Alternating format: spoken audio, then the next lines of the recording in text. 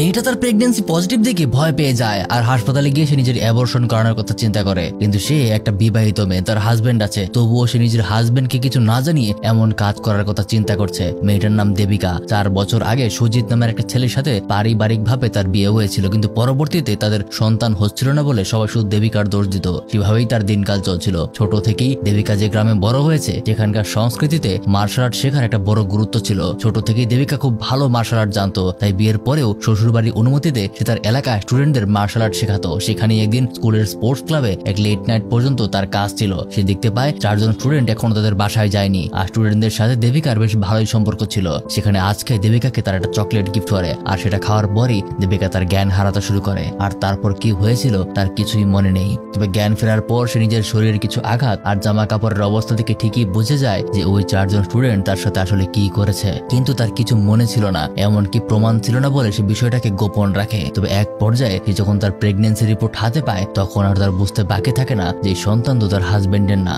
বরং সেই দুর্ঘটনার ফল। এই দেবিকা কাউকে কিচ্ছু জানায় না, বরং হাসপাতালে গিয়ে তার অ্যাবর্শনের কথা চিন্তা করে। ঠিক সেই মুহূর্তে বাসায় দেবিকার হাজবেন্ড সুজিত তার প্রেগন্যান্সি রিপোর্ট দেখে খুব খুশি হয়ে যায়, কারণ এত বছর পর ফাইনালি তাদের সন্তান হবে। কিন্তু দেবিকা বাসায় আসলে তাকে শত জিজ্ঞাসা করার পরেও সে কিচ্ছু বলে না। একসময় দেবিকা সহ্য করতে না পেরে সুজিতকে সবকিছু খুলে বলে। 1.5 মাস আগে তার সাথে কি হয়েছিল আর কিভাবে এই সন্তান তার পেটে এসেছে সবকিছুই তাকে জানিয়ে দেয়। এটা শুনে সুজিত প্রচন্ড রেগে যায়, কেন সেই বিষয়টা গোপন করলো। এমনকি সেখানে সুজিত দেবিকাকে দোষ দিতে শুরু করে। সে নাকি বারবার তাকে নিষেধ করেছিল এসব ক্লাস করানোর দরকার নেই, তবুও সে জেদ ধরেছিল বলে সে অনুমতি দিয়েছিল। এই সকল কথা বলে সে দেবিকাকে রাগ দেখিয়ে সেখান থেকে চলে যায়। সুজিত ভয় পাচ্ছে, কারণ সে অন্য কারোর সন্তানকে নিজের সন্তান মানতে পারবে না, আর যদি এই বিষয় নিয়ে কেস করতে যায় তাহলে সমাজ তাকে কি বলবে। কিন্তু দেবিকা তার মন বদলে ফেলেছে, সে এখন আর অ্যাবর্শন করবে না, বরং তাদেরকে শাস্তি দেবে যারা তার সাথে এই কাজ করেছে। কিন্তু সুজিত এতে রাজি না, কারণ এতে করে তার পরিবারের সম্মান নষ্ট হবে। সবকিছু জানাজানি হলে সবাই তাদেরকে কুনজরে দেখবে। আর এই শুনে দেবিকা ভালো মতোই বুঝতে পারে যে তার হাজবেন্ডকে তার পাশে পাবে না। সে ভীতু একজন মানুষ,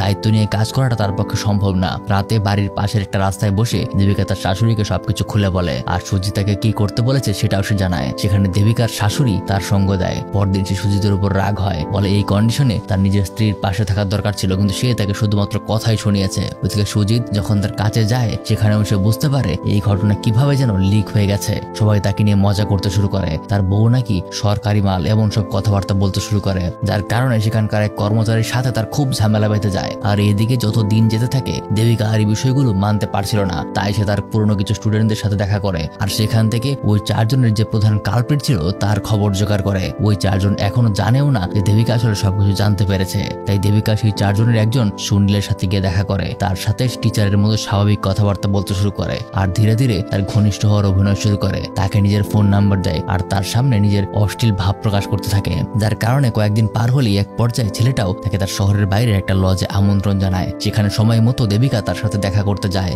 এবার সুনীল এখানেও জোর করে তার সাথে ঘনিষ্ঠ হতে শুরু করে, কিন্তু এক পর্যায়ে দেবিকা দেখতে পায় সেখানে শুধু সুনীল নয়, সেদিনকার ঘটনার বাকিরাও এসে উপস্থিত হয়েছে। দেবিকা তখনও নিজের অভিনয় চালিয়ে যাচ্ছিল।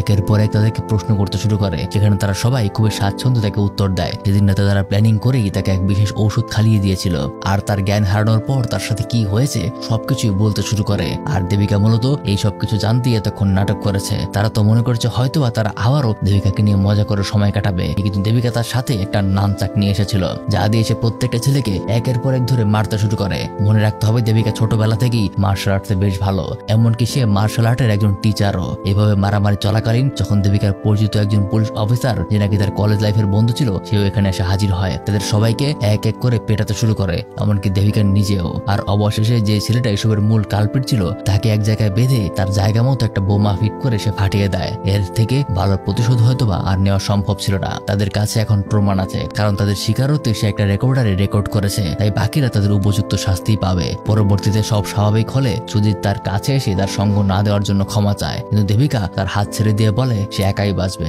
তার কারো প্রয়োজন নেই। এমনকি সে তার সন্তানকেও জন্ম দেবে, কারণ এই সন্তান সুজিতেরই। সেই ছেলেরা স্বীকার করেছিল যে তারা সবকিছুই গোপন রাখতে চেয়েছে, তাদের কারণে দেবিকার প্রেগনেন্সি হওয়া সম্ভব না, অর্থাৎ সন্তান নিয়ে তারা সন্দেহ করেছিল এটা তাদেরই ছিল, এটা এই ছেলেদের কাজ না। আর এখানেই আজকের গল্পটা শেষ হয়ে যায়।